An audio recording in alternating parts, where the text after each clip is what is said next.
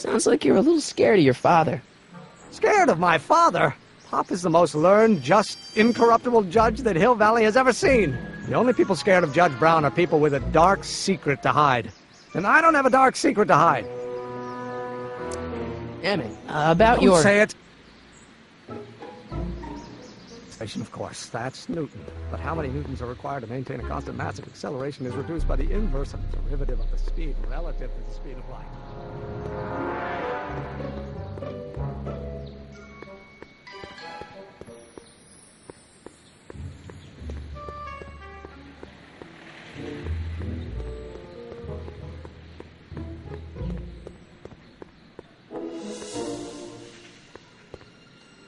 Psst, Doc! Marty, how goes the escape plan?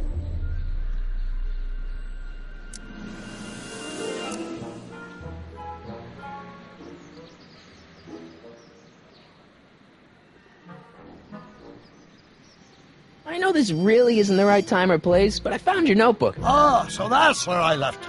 Why'd you bring it here? Because the bank's selling off all your stuff. They can't do that. That's what I keep trying to tell them. Well, you hold on to it for safekeeping. We'll deal with my financial situation in 1986 after we saved me from a grisly death in 1931. I'm still not making any headway with your younger self, Doc. Really? What do I do to convince Teen Doc that I'm not a spy? I'm not sure. What does this expo have to do with you muttering all the time? When I was younger, I used to relieve stress by working on complex mathematical conundrums. No doubt my younger self is working on some impossible problem in an attempt to work off cerebral steam in the weeks before the exposition. What was I muttering about? I don't know, h to the something with an inverse of something else. I'm not so good at equations. That's too bad. I bet if we could solve my younger self's problem, he'd be more inclined to listen to you. Let's talk about your younger self's problems later. Okay, but don't forget we're on a bit of a deadline here.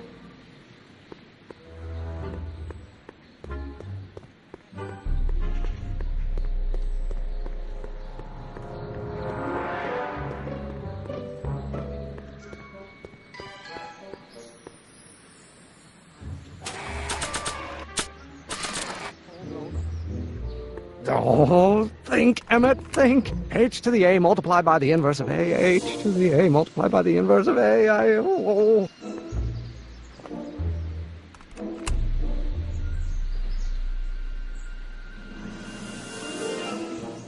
A's expectation value, but only if the coefficient of friction remains constant and the gravitational constant is variable.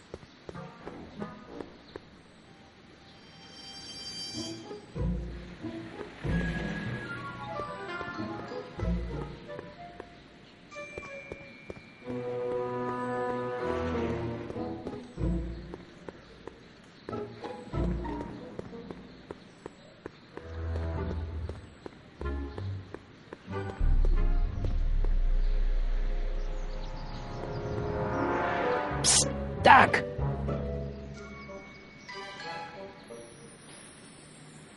So, Doc, does this ring a bell? Oh, think, Emmett, think. H to the A multiplied by the inverse of A. H to the A multiplied by the inverse of A. Good grief! Is that me? I sound so... Young? I was going to say intense. I forgot how wound up I used to get. Yeah, but what are you muttering about? Oh, that's easy. It's Ivanov's conundrum. Just tell my younger self that H equals the Hamiltonian operator.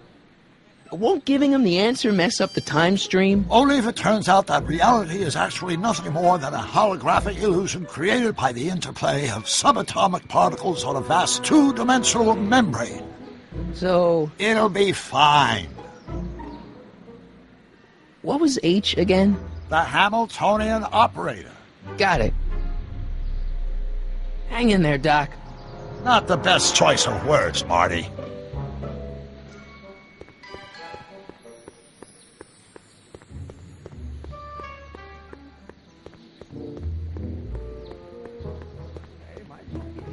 Expectation value, but only if the coefficient of friction remains constant and the gravitational constant is variable. Wait, is that even possible? Now, if H stands for the one-dimensional harmonic oscillator, then naturally H... Will you just give me a chance? Harassment's a federal crime, Mr. Corleone! Maybe H equals the Hamiltonian operator. What did you just say? I said maybe H equals the... Hamiltonian operator? Yeah! Great Scott! If H is a Hamiltonian, then H to the A multiplied by the inverse of H can only be the same as the expectation value for A. That's it! That's the solution to Ivanov's conundrum, the problem I've been wrestling with in my head all week! I'm sure you would have figured it out by yourself in a day or two. The way you figured out how to build that rocket-powered drill. Where did you learn so much about science? Well, it's like this. You know about my rocket-powered drill? Then there can only be one explanation. What? You're from the patent office! I confess I didn't quite know what to expect when I sent the paperwork, but I never expected this. Welcome! I'm at your service. What can I do for you? Can I see your rocket-powered drill? Of course, of course! Naturally, it's just a scale model, but it's nearly operational. I can show it to you, say, first thing in the morning? Nah, that's no good. I need to see a full-size model. That's fully operational. Tonight. Otherwise, we'll have to award the patent to a competing inventor, Dr. McCoy. It can't be done! I mean, it might be possible to construct a full-size working model in that time frame, but I haven't got the main ingredient for the fuel. I'll get it for you. What is it? 190 proof grain alcohol. And you know how difficult it is to get a hold of alcohol these days. Especially now that someone's blown up the speakeasy. And besides, there's no way I can get off work until I've delivered the subpoena. It's part of the investigation into the business affairs of Kid Tannen. Is it vitally important you see that rocket-powered drill today? Yes. Is it vitally important you deliver that subpoena today? Yes! Listen, I'll help you deliver it, and I'll see to it you get the alcohol you need.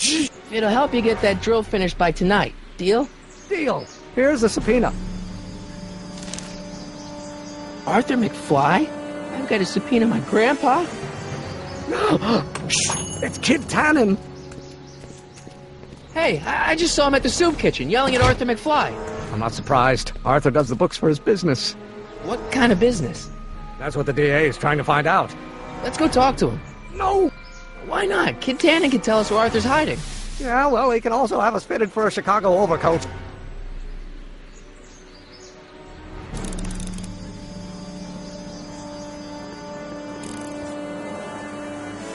Hey, Miss Strickland. Oh, hello, Mr. Corleone. Try not to draw any undue attention my way. I'm on the trail of a hot new scoop, as we in the newspaper business say. What's the scoop? I've heard rumors that something shady is going on at the Sisters of Mercy soup kitchen. It's under new management, you know. And, oh, we mustn't jump to any conclusions. Not till the facts are in. I hope to heaven it is just a rumor. That soup kitchen is the front line in the good fight. If it goes bad, what will happen to the Stay Sober Society? Not to mention all the charitable institutions that depend on me for soup deliveries. Did you finish the story you interviewed me for? About Carl Sagan? Yes, but those pig-headed editors at the paper rejected it. They said my story was slanted, and that I was glorifying a suspected arsonist. As if their stories aren't always glorifying the criminal vermin that run this town. This whole thing makes me so mad I could spit. Though of course I never would. There's an ordinance against it, and it's so untidy. You make hot soup deliveries? It's one of my many small contributions to the good cause. Healthy bodies, healthy souls, or so one hopes. I pick up barrels of hot soup at the kitchen, and I deliver them hither and thither. Hill Valley Orphanage, the St. Francis Xavier Ranch for Unwanted Children, Foggy Mountain Home for the Incurably Insane, Shady Acres Rest Home. Oh, I can barely keep track of them all. It's a very big job. Hey, I can help you deliver soup. I donate a lot of time to charities. Oh? Which ones? The, Mario Brothers. Ah, yes. The Italians do so many good works. If you'll just fix it so I can pick up the barrels of soup. Now hold your horses, let's not get overeager. I drive the soup cycle in this town, and I'm not about to turn it over to an upstart. But if you're well connected with the local charitable institutions... Yeah? You can let me know when they're running low on soup.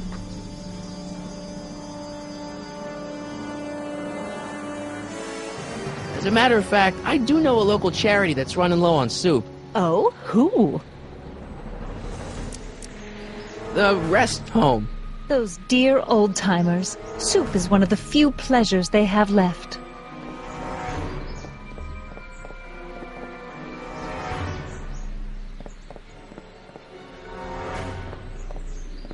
All right, Edna, just think of all those poor unfortunates and hold your nose.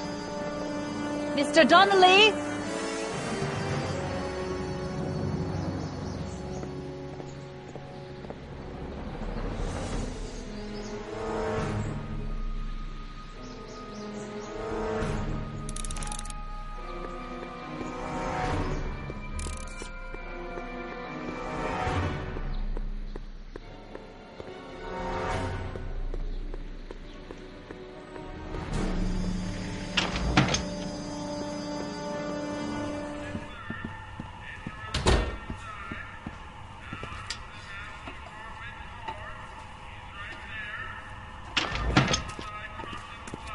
Hey, cue ball. What? The truck just arrived with a fresh shipment of, soup. Soup? Well, this is the regular soup, and this is the special soup. Right. Special.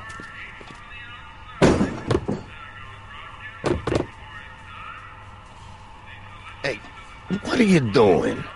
I'm spicing up the soup. It's my secret recipe. Listen, this ain't the Savoy, and we ain't here to feed these bozos no fancy soup.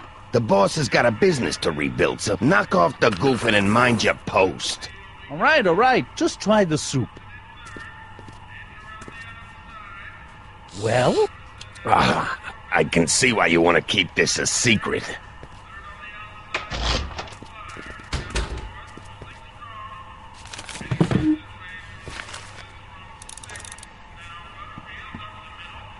Excuse me. You talking to me? So this place used to be a soup kitchen. What do you mean used to be? Despite recent changes in ownership, this joint is still available for the purposes of distributing food to the needy and the not-so-well-to-do. And no other purposes whatsoever. Right. What's a tough guy like Kid Tannen doing running a soup kitchen? Mr. Tannen purchased the soup kitchen from the Sisters of Mercy in an effort to repair his reputation as a respectable community figure after his fine name was besmirched by the malignant and malicious the actions of the misguided vandals that done burned down his place of business. His speakeasy. I cannot confirm nor deny any claims of so-called illegal bootlegging at the Just eat your damn soup, pipsqueak.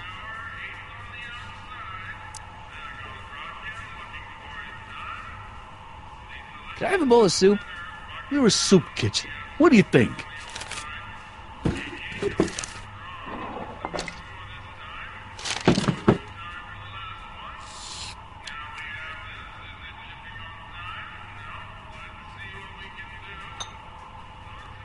What kind of soup is this?